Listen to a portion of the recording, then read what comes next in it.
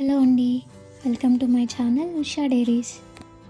ఈరోజు వీడియోలో ఇంట్లో అందరికీ అవైలబుల్ ఉన్న వెజిటేబుల్స్తో వెజ్ ఫ్రైడ్ రైస్, అందులో పన్నీర్ ఇంక్లూడ్ చేస్తే పన్నీర్ ఫ్రైడ్ రైస్ ఎలా చేసుకోవాలో చూసేద్దాం.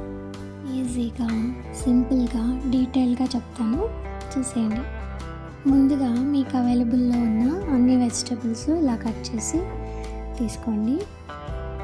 స్టవ్ మీద పాన్ పెట్టుకొని ఆయిల్ హీట్ చేసుకొని కట్ చేసుకున్న వెజిటేబుల్స్ అన్నీ ఆయిల్లో ఒక 5 to 10 minutes మీడియం ఫ్లేమ్లో ఉంచుకొని మంచిగా కుక్ అయ్యే వరకు ఫ్రై చేసుకోవాలి.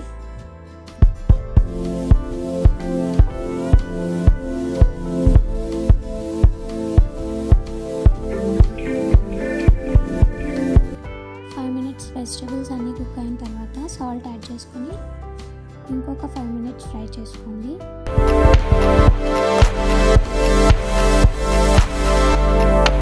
ఇప్పుడు ఇందులోకి కొంచెం అల్లం వెల్లుల్లి పేస్ట్ యాడ్ చేసుకున్నాం. అల్లం వెల్లుల్లి పేస్ట్ పచ్చివాసన పోయేంత వరకు మళ్ళీ ఫ్రై చేసుకోండి. అల్లం వెల్లుల్లి పేస్ట్ పచ్చివాసన పోయి మంచి స్మెల్ వస్తున్నప్పుడు, వెజిటేబుల్స్ అన్నీ మంచిగా కుక్ అయ్యాయి అనిపించినప్పుడు మనం ఆల్రెడీ ఫ్రై చేసి పెట్టుకున్న పన్నీర్ని ఇప్పుడు యాడ్ చేసుకున్నాం.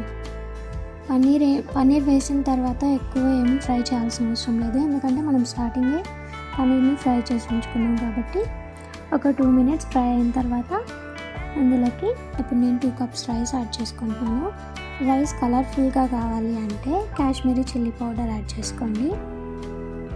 ఈ కాశ్మీరీ చిల్లీ పౌడర్తో పాటు జీరా powder, pepper powder, garam masala ఈ 3 వేసి బాగా ఫ్రై చేసుకోండి. కావాలంటే ఇందులో సాసెస్ కూడా యాడ్ చేసుకోవచ్చు, నేను ఇగ్నోర్ చేస్తున్నాను. మీకు కావాలంటే మీరు ఈ స్టేజ్లో మీరు యాడ్ చేసుకొని ఫ్రై చేసుకోండి. ఫ్రై అయిన తర్వాత లాస్ట్లో సన్నగా తరిగిన కొత్తిమీరని యాడ్ చేసి ఇంకొకసారి ఫ్రై చేసుకొని మీకు లంచ్ బాక్స్కి కానీ డిన్నర్కి కానీ ఏదైనా వెజిటబుల్ సలాడ్తో ఇంకా కావాలనుకుంటే టొమాటో సాస్ వేసుకొని తినేయడమే. If you like my video, please do like, share and subscribe to Usha Dairies.